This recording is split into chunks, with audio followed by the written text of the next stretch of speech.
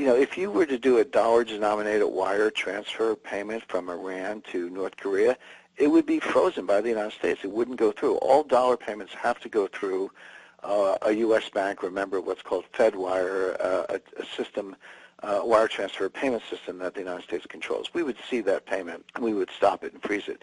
But if I put gold on a plane and fly it from Tehran to Pyongyang and unload it to pay for my missiles, that's completely untraceable. It's non-digital. There's no message traffic. There's nothing, and you don't even know what's in the plane. It could be, tourists, or it could be gold, or both.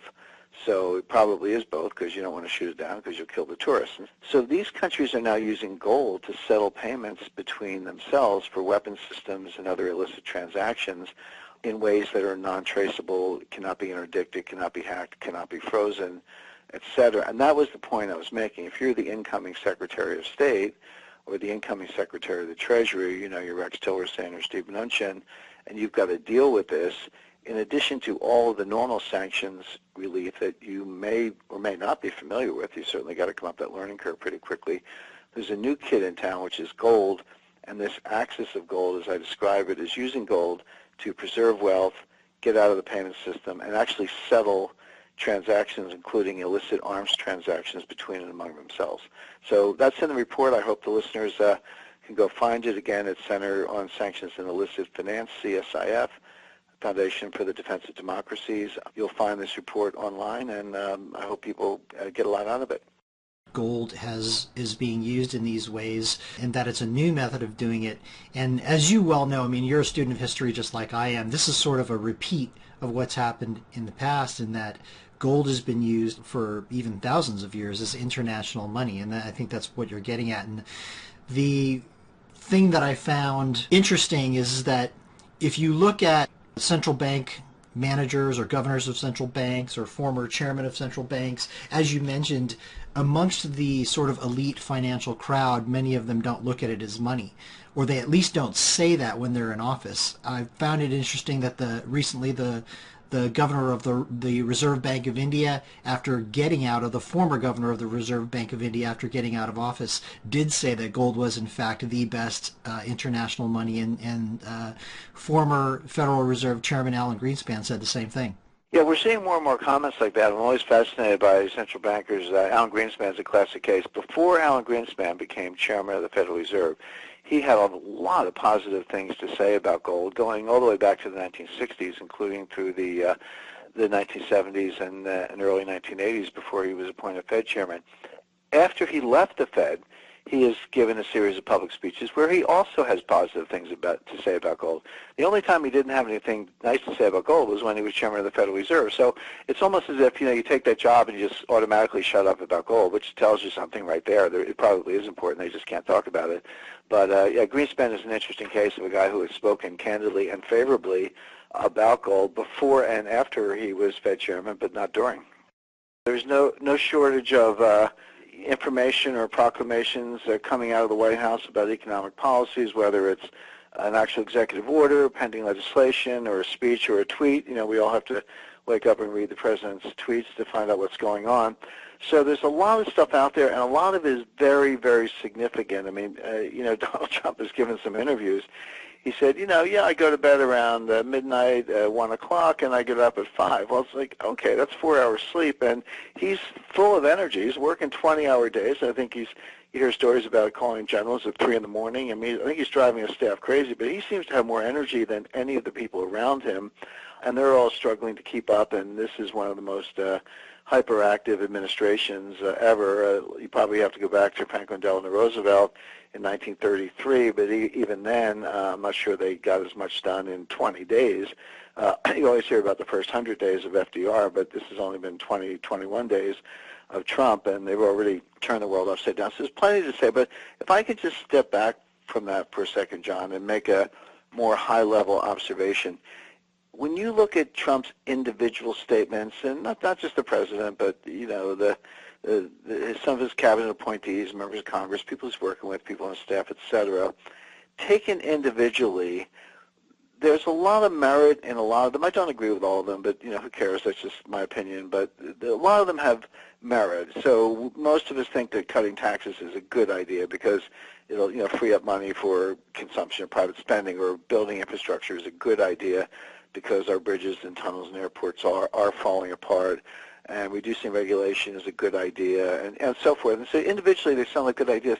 But when you look at all of them, they don't add up. There's some big contradictions and inconsistencies, and that's what I'm focused on, because it's not so much a matter of being right or wrong. It's just if two things contradict each other, then there's going to be a train wreck somewhere along the way. Let me be very specific about what I mean by that. So during the campaign, Trump complained that Janet Yellen was holding interest rates too low for too long. And that's probably true. I mean, I said they should have raised interest rates in 2009. Didn't get much agreement at the time, but with hindsight, they skipped an entire cycle. They wouldn't be so desperate to raise them now during a period of weak economic growth and the late stage of a business cycle, which is not when you're supposed to raise interest rates. But they wouldn't be so desperate to raise them now if they had done their jobs and raised them in 2010, but they didn't, or 2009 or 2010, but they didn't. They missed a whole cycle. Now they're playing catch up, probably at the worst possible time. They think two wrongs make a right. They don't. There's just two wrongs. They should have raised them then, didn't. Should not raise them now. They will. So they'll probably mess up both times. But they're desperate to do that. But they did hold them too low for too long, and they probably had not a good opportunity to raise rates last September 2016. Did not do so because they're trying to help Hillary's chances in the election. So Trump's been critical of that. So just as face value, you would say, well, Trump wants higher interest rates, and there are two vacancies on the Board of Governors right now, seats left unfilled by Obama to help Yellen because he thought Hillary would win and she could fill the seats. Oops, they made a mistake there because they didn't foresee that Trump would win, and now Trump gets to fill those two vacancies. So he's going to have two Fed governors right off the bat. I would expect those announcements. There's some behind-the-scenes discussions. There are a couple names being floated I've heard about, but we'll see what happens. But I would expect those sooner than later. But beyond that, Yellen's term as chairman expires next January. Well, he's not going to reappoint her, clearly, and so he'll probably announce somebody by December, because you got to be confirmed by the Senate and ready to go by the time Yellen actually leaves in January. And there's another governor, Dan Tarullo, who's in charge of his role is regulatory matters. He's not a monetary thought leader the way some of the others are, but he's pretty strong on regulation. But Trump will clearly appoint someone else to do the regulatory role, so I would expect Tarullo would leave, because why would he stay if someone else just took his job? And so Trump may get 4 appointments, the 2 vacancies, Tarullo and Yellen, and there are others coming out. Trump may get 4 or 5 out of 7 seats to fill by the end of this year. That's extraordinary. That means Trump can remake the whole Board of Governors. Well, he complained that interest rates were too low. Is he going to fill those seats with hawks? Are they going to raise interest rates? Well, hold on a second. Trump has also complained that the dollar is too strong. Trump wants a weaker dollar. He accuses China and Mexico of currency manipulation. He accused Germany and Japan of currency manipulation. Of course, Germany doesn't have its own currency. They use the euro. You got to point a finger at the ECB. But be that as it may, Trump has painted with a very broad brush and said that Mexico, Germany, Japan, China, and others have cheap currencies, and that's how they promote exports and cost Americans jobs. Of course, this is Currency Wars 101. It's what I wrote about in my first book, Currency Wars, a few years ago, and I said at the time that they would continue for a long period of time, meaning 15 or 20 years. That book came out in 2011, so I'm not the least bit surprised. Here we are in 2017. Not only are we still talking about currency wars, they're actually more urgent than ever because Trump's the president and he's making a point of it. Okay, so just take everything I said in the last 5 minutes. Trump complains that interest rates were too low and he might appoint hawks, but he thinks the dollar is too strong and he wants a weaker dollar. Well, what happens when you raise interest rates? It makes the dollar stronger.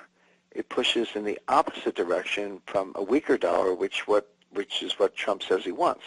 So there's a basic contradiction there. You can't have it both ways. You can't have hawks raising interest rates and a cheap dollar at the same time, because higher rates make the dollar more attractive, money comes in, and the dollar gets stronger. So that's one problem. Let's just take another issue, something called the border transaction adjustment or border transaction tax. Now, what is this? This is something designed to promote exports and reduce imports, which would, in theory, reduce the U.S. trade deficit, help growth, and create U.S. jobs in our export industries and make it perhaps more attractive to manufacture in the United States instead of Mexico and China. Well, this is being pushed by Peter Navarro, Dan D'Amico, and some of the other, Robert Lighthizer, who is the designated U.S. Trade Representative, and some of the other inner circle members of Trump's team. Okay, but what does it mean when you put tariffs on? And the way this would work is you would tax imports with something like a tariff, but and the cost of imports would not be tax deductible. So if you're a U.S. manufacturer and you import components, whatever you spend on those imported components, you can't deduct from your taxes. So in effect, it increases the cost of imports to a U.S. taxpayer. Likewise, if you export stuff, the revenue from the exports is not taxable income. You don't have to pay any tax on that. So you lose your tax deduction on the cost of imports. You get a tax exemption on the proceeds from exports, and the combination of the two promotes exports, hurts imports. It acts like a tariff on imports, in effect, is what it is. Well, there's another identity in economics, which is that savings equals investment in the aggregate. So what happens when U.S. savings, domestic savings, are less than our investment, which they are right now? The United States invests. We spend more on investment, whether it's housing or capital goods or other forms of infrastructure or long-term goods. We spend more on investment than we save. The U.S. doesn't save enough. Well, where does the difference come from? It comes from abroad. It comes from overseas. Foreigners invest dollars in our economy, and that's how we make up the shortfall between domestic savings and investment. Well, where do the foreigners get the dollars? They get it from running a trade surplus with the United States because they sell us stuff and we give them dollars, and then they take the dollars and invest it back here. So there's an identity there, which is the shortfall between domestic savings and investments is exactly equal to the trade surplus of foreigners with the United States. It just has to be, because that's where the dollars come from. They don't come from Mars. Well, when you increase the cost of imports, in other words, when you put a tariff on or you do something like this border tax adjustment that we talked about, and you increase the cost of exports, if that were the only thing happening, that would reduce our trade deficit, but then where would the foreigners get the money to make up the investment gap in the United States? And they have to. So the way that works out is that the dollar gets stronger. In other words, the stronger dollar offsets the impact of the tariffs. So my imported goods could be French wine, a nice German pair of skis, a Japanese car, whatever it is, Chinese textiles, clothes you buy at Costco from Thailand, whatever it is. If the price of that goes up because of tariffs, the dollar has to get stronger so that the real price doesn't change at all. In other words, my stronger dollar offsets the impact of the tariff. Well, once again, and that's how you adjust this global savings versus trade surplus identity that I described earlier.